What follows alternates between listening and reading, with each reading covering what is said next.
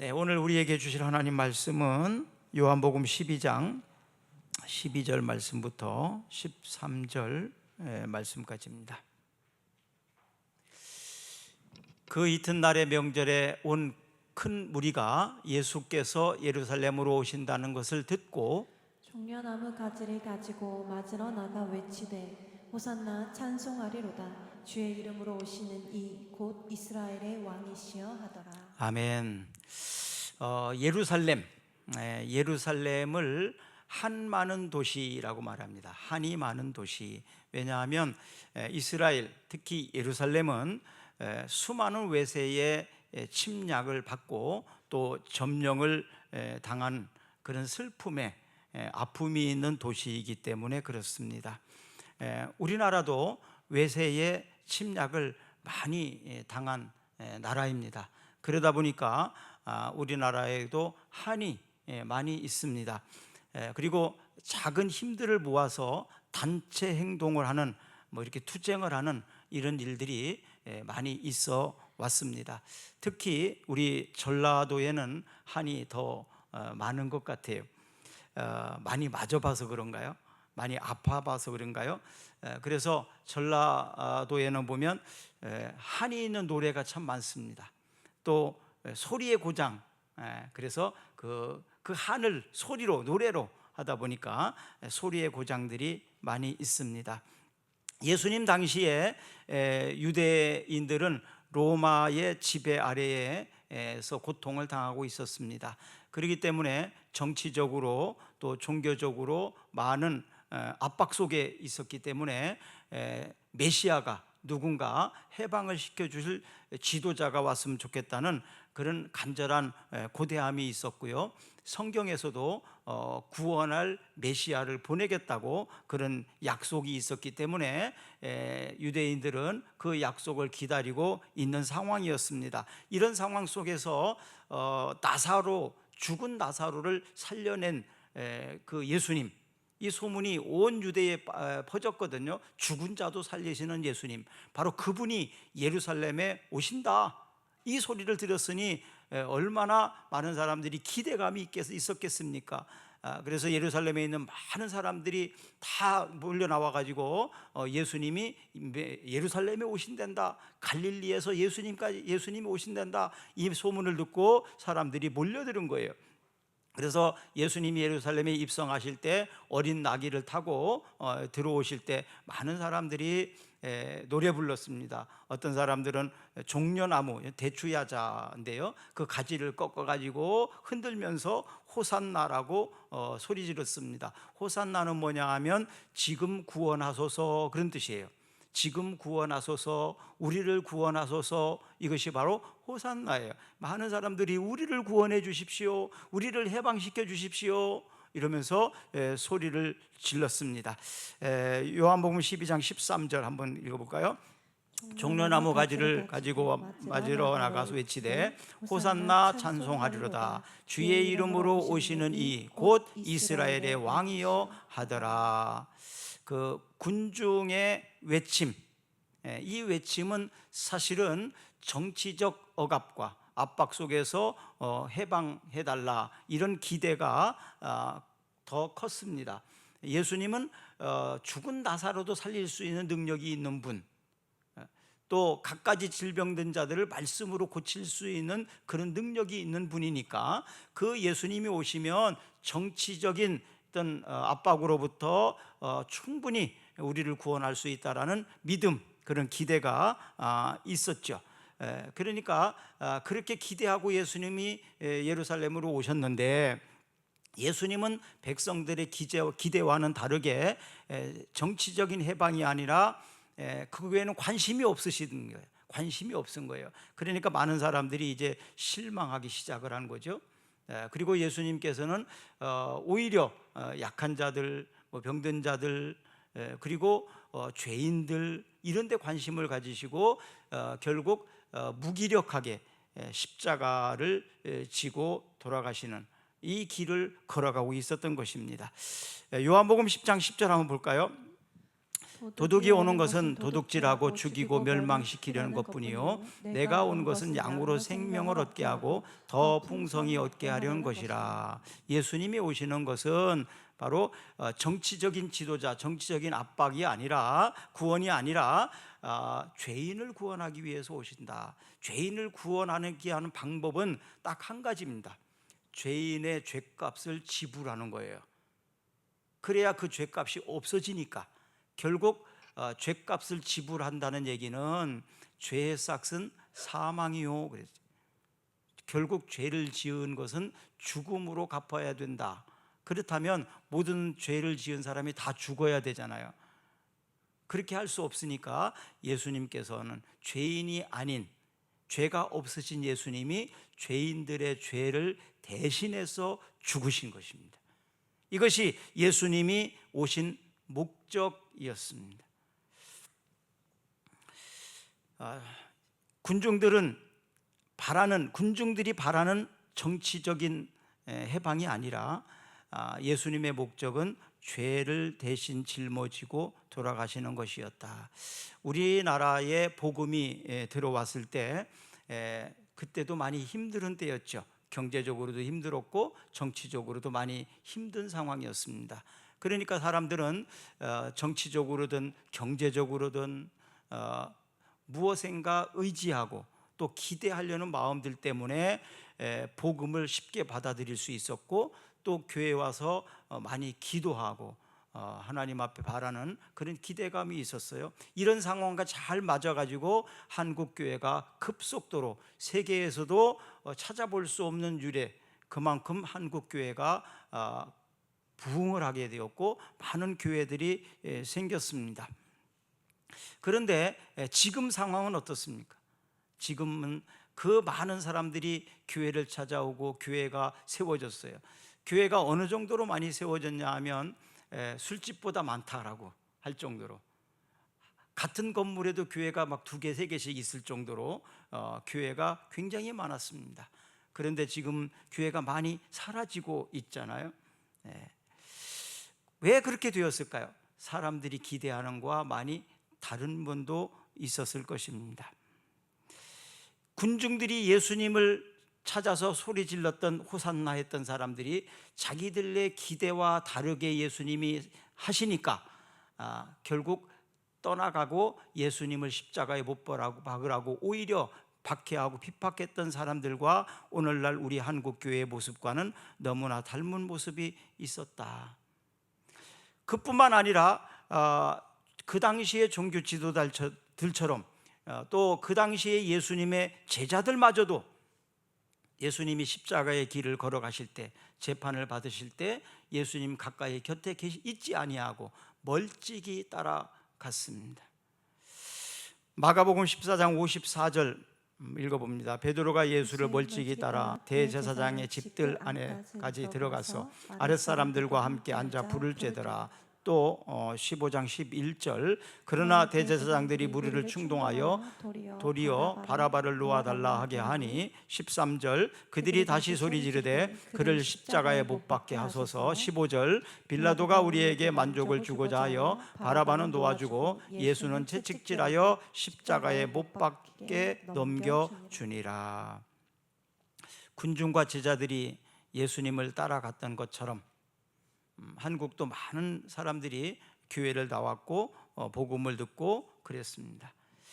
현재 상황은 많은 사람들이 교회를 떠나고 교회가 문을 닫고, 또 심지어는 하나님의 부름을 받은 사역자들까지 사역의 현장에서 떠나가고 있습니다. 세워진 교회에 목회자를 청빙하기가 어려운 시대까지 이르렀습니다. 옛날에는 교회를 분리개척을 했어요. 교인들이 너무 많고 또 교회가 세워져야 될 너무나 필요성이 있었기 때문에. 그런데 현대는 교회를 분리개척이 아니라 교회를 합병하는 시대가 되었습니다. 지도자들의 충동에 의해서 예수님을 십자가에 못 박는 일에 앞장섰던 군중들처럼 교회 다니는 사람들이, 교회 다녔던 사람들이, 심지어는 재직을 맡았던 사람들까지도, 사역자들까지도 오히려 교회를 박해하는 지경에까지 이르게 되었습니다. 그들의 기대와 하나님이 말씀하신 것은 기대가 달랐기 때문에 그렇겠지요. 그런데 아직은 희망이 있습니다. 왜냐하면 오순절 성령께서 임하셔서 성령이 임하게 되니까 많은 사람들이 능력을 받고 권능을 받고 하나님의 나라를 선포하고 또 하나님의 나라의 소망을 가지고 살았던 그 모습이 있기 때문에 그렇습니다. 사도행전 2장 23절부터 24절까지 같이 읽어보겠습니다. 그가 하나님께서 정하신 뜻과 미리 아신 대로 내준 바 되었거늘 너희가 법 없는 자들의 손을 빌려 못 박아 죽였으나 하나님께서 그를 사망의 고통에서 풀어 살리셨으니 이는 그가 사망에 매여 있을 수 없음이라. 36, 37절 그런즉 이스라엘 온 집은 확실히 알지니 너희가 십자가에 못 박은 이 예수를 하나님이 주와 그리스도가 되게 하셨느니라 하니라. 그들이 이 말을 듣고 마음에 찔려 베드로와 다른 사도들에게 물어 이르되 형제들아 우리가 어찌할꼬 하거늘.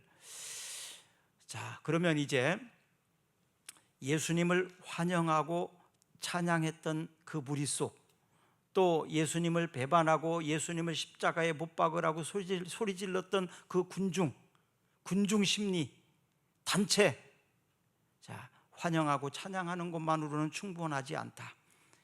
다 같이 막 일어나서 소리 지르고 은혜 받았다고 막 방언으로 외쳤던, 집단적으로 하던 이것으로 충분하지 않다. 예수님을 사랑과 구원의 은혜 그리고 개인의 구세주로, 내 삶의 주인으로 각 개인이 온전히 모셔드리고 구원받은 자로서의 삶을 살아가지 않는다면 집단적으로 하는 그것으로는 희망이 없다, 그렇게 말씀을 드리고 싶습니다. 신앙이 개인적 확신에 도달하지 않는다면 단순히 대세를 따르는 군중 심리의 물결과 다를 바가 없습니다. 요즘에는 단체 활동, 단체 행동에 따라서 많은 사람들이 흥분하고 그런 것을 많이 보게 됩니다. 무엇을 위해서 자기가 하는 건지도 제대로 알지 못하고 그냥 그 군중에 따라서, 단체 행동에 따라서 나가는 이 모습을 우리가 다시 돌이켜 봐야 됩니다. 어제는 예수님을 찬양하지만 내일은 예수님을 배반할 수 있었던 것이 바로 군중이었습니다. 무리였습니다. 군중 속에 파묻힌 신앙, 단순히 많은 사람들이 교회를 가니까 그냥 따라가는 그런 신앙은 위험하다는 것입니다. 여호수아는 그래서 이렇게 말합니다. 여호수아 24장 15절 한번 읽어봅시다. 여호수아 24장 15절 만일 여호와를 섬기는 것이 너희에게 좋지 않게 보이거든 너희 조상들이 강 저쪽에서 섬기던 신이든지 또는 너희가 거주하는 땅에 있는 아모리 족속의 신이든지 너희가 섬길 자를 오늘 택하라. 오직 나와 내 집은 여호와를 섬기겠노라. 또 24장 19절에는요 여호수아가 백성에게 이르되 너희가 여호와를 능히 섬기지 못할 것은 그는 거룩하신 하나님이시요 질투하시는 하나님이시니 너희의 잘못과 죄들을 사하지 아니하실 것임이라. 백성이 여호수아에게 말하되 우리 하나님 여호와를 우리가 섬기고 그의 목소리를 우리가 청종하리이다. 자, 여호수아가 이제 죽음을 앞두고 이스라엘 백성들에게 촉구하는 내용을 제가 말씀을 드린 것입니다. 세겜 땅에 모아놓고 아브라함으로부터 시작해서 가나안 땅에 정착하기까지의 모든 역사를 개관하며 백성들에게 설명해 줍니다. 그리고 시내산 언약을 갱신하는 절차를 밟기 위해서 백성들에게 결단을 촉구하는 내용인데요. 여호수아와 갈렙은 가나안 정탐꾼을 보낼 때 12명의 대표로 가나안 땅에 가서 정탐하고 돌아와서 백성들에게 보고할 때에 2명 속에 속한 사람입니다. 여호수아와 갈렙. 그리고 나머지 10명은 가나안 땅을 정탐하고 온 다음에 가나안 땅이 좋은 땅임에는 틀림없지만 그러나 그 가나안 땅은 우리가 취할 수가 없다. 그곳에는 아낙 자손과 같은 강한 민족이 살고 있다. 그렇기 때문에 우리가 그 땅을 하나님이 약속하셨다 할지라도 가질 수가 없다. 이렇게 10명이 말하고요, 2명만 여호수아와 갈렙만 하나님이 가라 하셨으니 우리가 가자 이렇게 말했던 경험이 있었던 사람이 여호수아입니다. 다수결로 보면, 민주주의의 원칙으로 말하면, 또 많은 사람들이 주장하는 것으로 생각한다면 10대 2로서 갈렙과 여호수아의 말을 백성들은 듣지 않은 겁니다.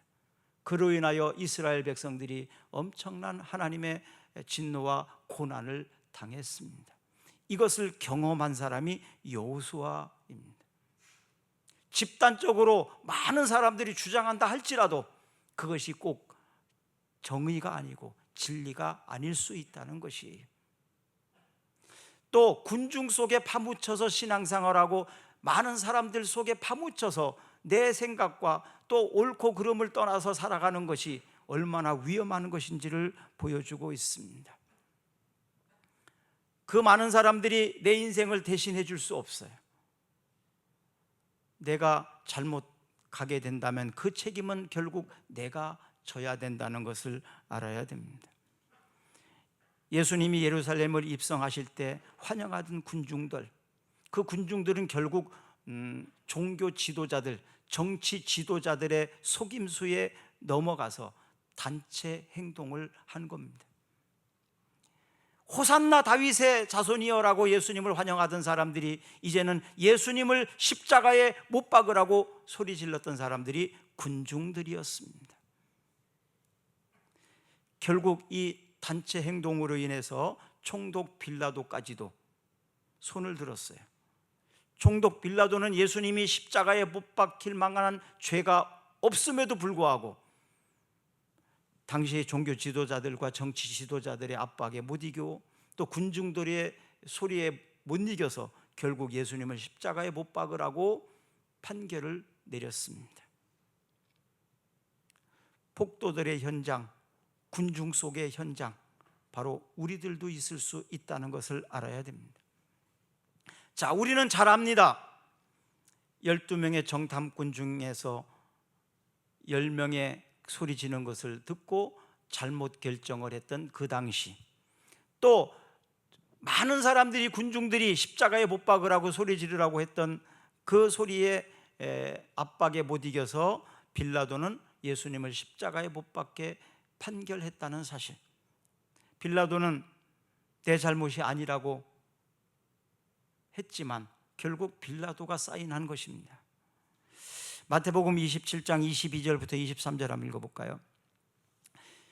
빌라도가 이르되 그러면 그리스도라 하는 예수를 내가 어떻게 하랴? 그들이 다 이르되 십자가에 못 박여야 하겠나이다. 23절 빌라도가 이르되 어쩌미냐? 무슨 악한 일을 하였느냐? 그들이 소리질러 이르되 십자가에 못 박여야 하겠나이다 하는지라. 또 27장 24절 빌라도가 아무 성과도 없이 도리어 밀란이 나가는 것을 보고 물을 가져다가 무리 앞에서 손을 씻으며 이르되 이 사람의 피에 대하여 나는 무죄하니 너희가 당하라. 빌라도는 참 비겁한 것 같았습니다. 자기 양심적으로 볼 때 법적으로 예수님을 십자가에 못 박을 만한 죄가 없다는 걸 알고 있었어요. 그러나 군중들이, 무리가 소리 지르니까 자기 신상에 위험이 찾아올 수도 있겠다는 위협감 때문에 예수님을 십자가에 못 박아 죽이라고 판결을 내렸습니다. 결국 예수님은 십자가를 지셨습니다. 이 증거들이 예수님이 무죄한 것을 보여주고 있는 증거들입니다. 예수님은 십자가에 못 박혀 죽임을 당하는 것은 하나님의 계획입니다. 그러나 그 과정 속에서 빌라도 같은 사람, 또 예수님을 십자가에 못 박으라고 소리 질렀던 그 사람들의 죄는 결코 가볍지 않습니다. 빌라도가 물을 가져다가 손을 씻으면서 나는 책임이 없다. 너희들이 하라고 했을 뿐이다. 너희들이 책임을 져라 라고 말했지만 우리는 사도신경을 통해서 지금까지도 계속 얘기합니다. 본디오 빌라도에게 고난을 당하여 본디오 빌라도가 예수님께 고난을 줬다라고 말하고 있습니다. 군중 심리에 의해서 무분별하게 행동한 죄는 반드시 대가를 지불해야 합니다. 빌라도처럼 변명하고 후회하는 것으로 죄를 처리할 수도 없습니다.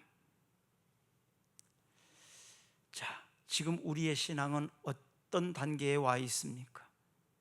군중 심리에 의해서 호산나 다윗의 자손이여 우리를 구원하소서 소리치며 있는 단계, 아니면 군중 심리에 따라서 예수님을 십자가에 못 박으라고 외치고 있는 그런 사람들, 이런 군중 심리 속에서 나는 없고 내 신앙은 없고 그냥 환경에 따라서 따라다니는 그런 신앙이라면 이번 고난 주간을 통해서 여러분들이 예수 그리스도를 개인의 구주로 영접하시기를 바랍니다. 그리고 하나님의 말씀에 분별을 가지고 나아갈 수 있는 우리의 삶이 되었으면 좋겠습니다. 그냥 사람들이 교회에 오라고 하니까, 가자고 하니까 따라다니는 신앙 갖고는 안 된다 이 말이에요. 언젠가는 또 안 올 수도 있을 거예요. 또 뭔지도 모르면서 교회를 박해하고 핍박하고 있는 그런 사람들이 있다면 얼마나 불쌍하고 무지한 영혼이 되겠습니까? 사랑하는 여러분, 하나님의 긍휼과 사랑이 우리를 숨쉬게 합니다. 그 하나님의 긍휼과 사랑이 우리에게 삶의 의욕과 삶의 목적을 분명하게 보여줍니다. 한 주간의 삶 속에서 군중에 휩쓸려 세속에 따라가던 파묻힌 믿음을 다시 꺼내서 우리의 신앙을 회복하는 한 주간이 되었으면 좋겠습니다. 그리고 개인적으로 내게 하시는 말씀, 또 우리가 100일 동안 성경 통독을 하면서 그 성경 속에서 내게 주셨던 그 말씀을 붙잡고 살아가기를 원합니다. 예수님이 부활하실 때 우리의 신앙도 부활하게 될 줄로 믿습니다. 그리고 오순절 성령의 마가의 다락방에서 성령에 임하셨던 것처럼 각 사람에게, 개인에게 성령의 임재가 있기를 소망합니다. 그럴 때 내 삶이 어떤 삶이 되어야 되는지를 알게 됩니다. 넓은 길로 가지 마라. 많은 사람들이 넓은 길을 선택하지만 그 길은 멸망의 길이라고 성경은 말합니다. 좁은 길, 힘들고 어려운 길이지만 그 길이 생명의 길이라고 말합니다.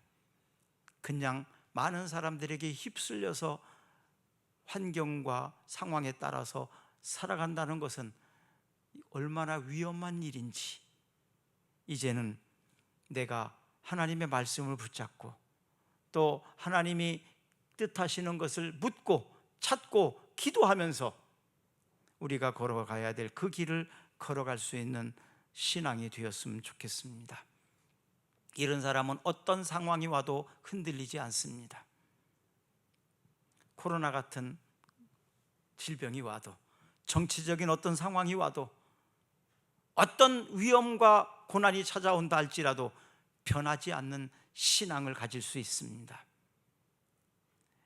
변함이 없는 믿음을 회복하는 한 주간이 되기를 축복합니다. 그리고 여러분 속에서 역사하시는 하나님의 은혜 속에서 행복한 한 주간이 되시기를 주의 이름으로 축원합니다. 우리 다 같이 기도하겠습니다. 오늘 군중들의 모습을 보면서 주님의 만찬 예식을 준비해 주시기 바랍니다. 나의 신앙의 모습은 어느 단계에 있는지, 그냥 사람들에 따라서, 환경에 따라서 그냥 교회를 다니고 하나님을 믿는 것처럼 있는 신앙은 아닌지, 또는 종교 지도자들의 속임수에 넘어가서 내 신앙을 파묻고 예수님을 십자가에 못 박으라고 소리 지렀던 박해하는 그런 신앙 속에 있지는 않은지,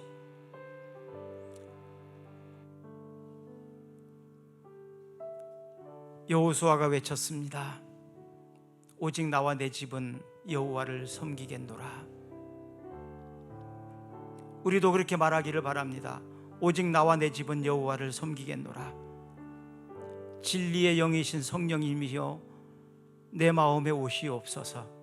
우리 가정에 오시옵소서. 우리 나라에 오시옵소서. 그리고 이제는 갈등이 아니라 서로 협력하고 화합하고 섬기는 삶이 되게 해달라고 기도합시다. 그리고 한 주간 동안 모든 갈등이 회복되고 화합되는 한 주가 되기를 소망합니다. 그리고 나의 욕심과 자아는 십자가에 못 박고 이제는 부활의 아름다운 소식을 맞이할 수 있는 우리 민족이 되고 우리 나라가 되고 우리가 되었으면 좋겠습니다. 이제 주님의 만찬 예식을 거하려고 합니다. 예수님의 살과 예수님의 피가 우리 속에 들어오기를 원합니다. 그리고 그 예수님처럼 생각하고 예수님처럼 살기를 원합니다.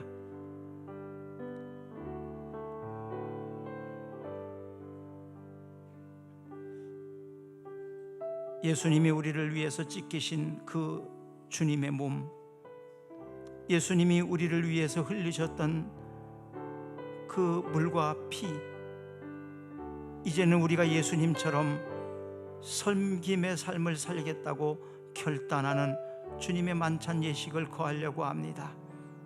주님, 우리 안에 오시옵소서. 우리나라에 임하시옵소서.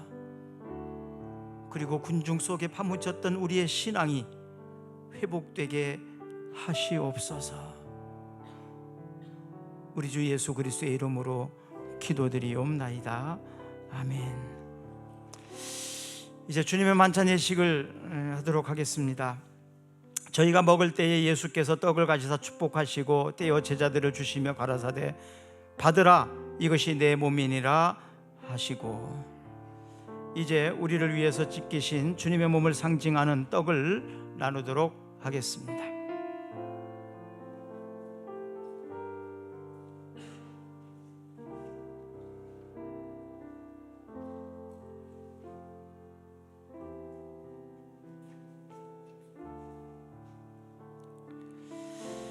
여러분이 지금 나누어 받은 떡은 우리를 위해서 찢기신 주님의 몸을 상징하는 떡입니다.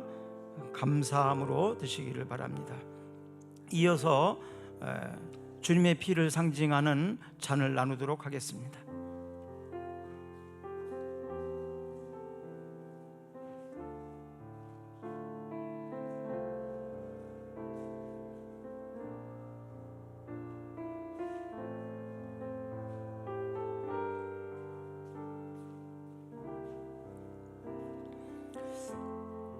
여러분들이 받아들 잔은 주님의 피를 상징하는 잔입니다. 감사함으로 드시기를 바랍니다. 그는 실로 우리의 질고를 지고 우리의 슬픔을 당하였거늘 우리는 생각하기를 그는 징벌을 받아서 하나님께 맞으며 고난을 당한다 하였노라. 그가 찔림은 우리의 허물을 인함이요 그가 상함은 우리의 죄악을 인함이라. 그가 징계를 받음으로 우리가 평화를 누리고 그가 채찍에 맞음으로 우리가 나음을 입었도다.